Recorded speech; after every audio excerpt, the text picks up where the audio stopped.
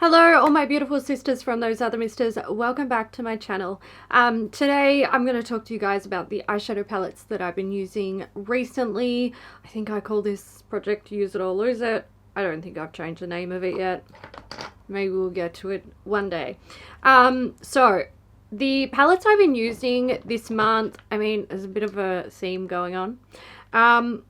The one that I use the most was this guy. This is the Baby Got Peach palette from Colourpop.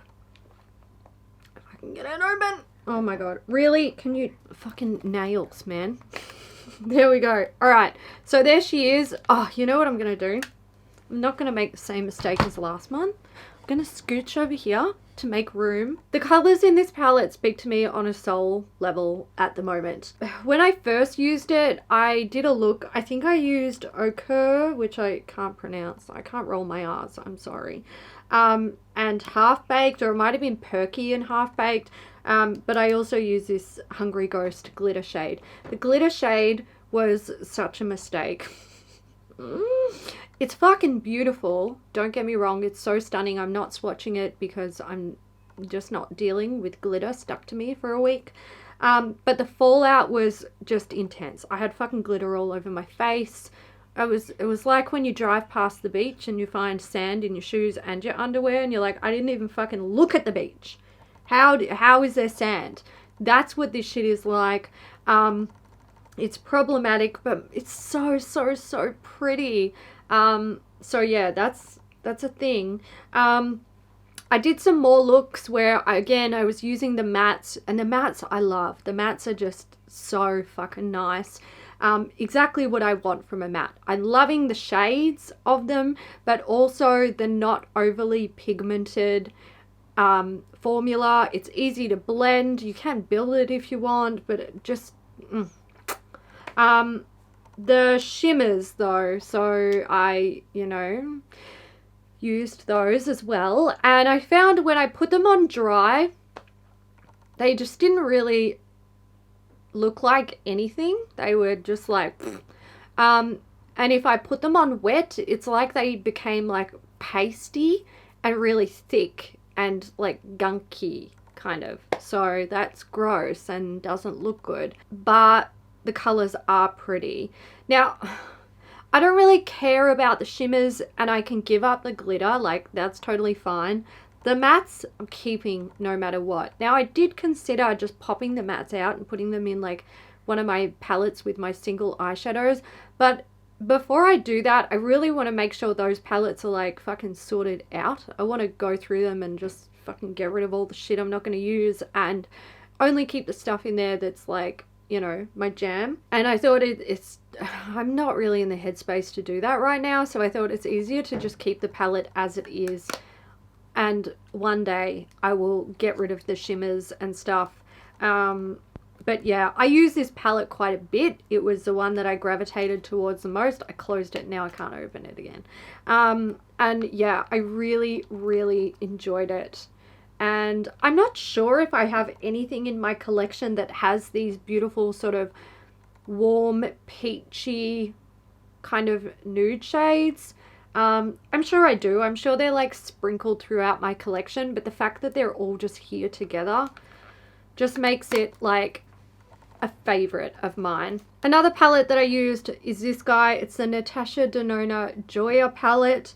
So I did a look using, I think it was these three shades here, and like it was fine, but also I just don't really, I don't know, I didn't really love it. This shade here, it's cream to powder formula, and I feel like if I'm going to use this palette on its own, then that is the one shade that's going to work as like a crease or outer corner shade, because it's closest thing to a matte, although it's not actually matte. I'd consider it a satin. And the others, you know, they're going to be like pops of color and sparkle and stuff like that. Now, my issue is this is really difficult to blend and get like a soft edge and all that jazz. So I just found like the look just looks sort of clunky and messy. And I kind of feel the same with like the look I'm wearing today, which I'll talk about in a second.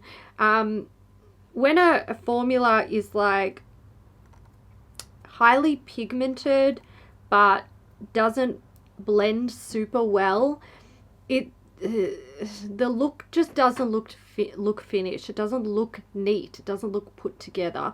And I feel like that's what I kept getting with this palette. I did pair it with this palette once. So I used this shade here. So this is Marc Jacobs Terrific palette, sorry.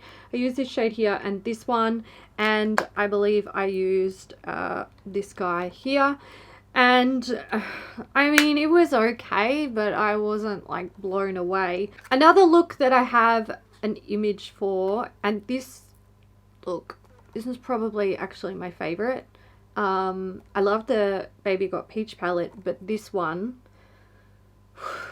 so pretty. So I just used 3 shades. I used Tryst, Bootleg, and I think it was Soiree. I think it was this one. And I just loved it. I loved the look. I thought it was really beautiful, really like fresh and like clean looking, but still sparkly and pretty and all that jazz. I want to use this palette more. I feel like, you know, I kind of put it to the wayside because I was playing with the peach palette so much. But I think this one was the real winner for me this month. So I'm going to keep playing with that one. I'm going to scooch over here because I don't have any more images to show you, but I do have some stuff that I want to talk about. So I played with this guy. This is the Viseart Spritz Edit palette. Oh, really? One of the shadows is like breaking? Fucking hell, man. This shadow here is like cracking and lifting. Very handy.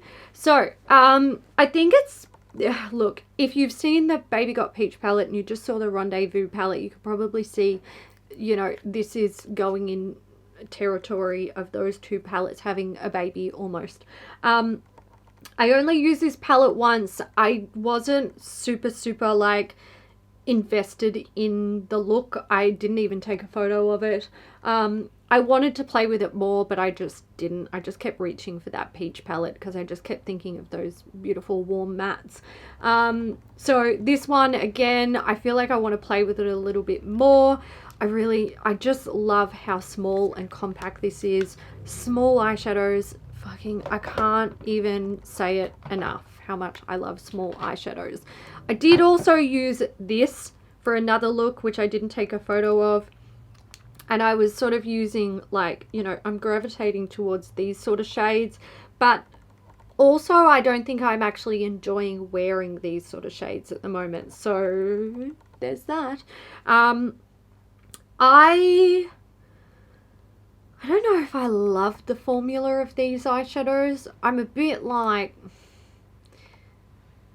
it's kind of like ColourPop formula. But the price tag is so much higher. So, yeah, I'm a bit like, I don't think Marc Jacobs eyeshadows are really something that I'm going to buy in the future because I'm not like, I just don't really see the point. Like, if I'm going to buy a palette that's like this quality, I may as well buy a ColourPop one.